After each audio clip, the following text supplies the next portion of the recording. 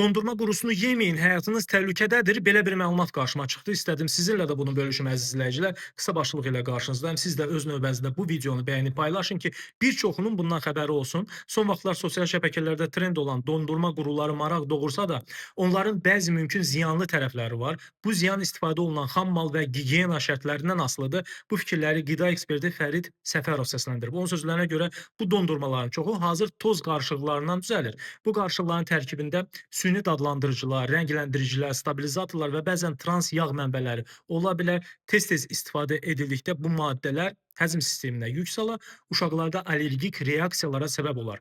Ekspert bildirir ki, ikinci mühüm məqam şəkər miqdarıdır. Bu tip dondurmalar adətən yüksək şəkərlidir.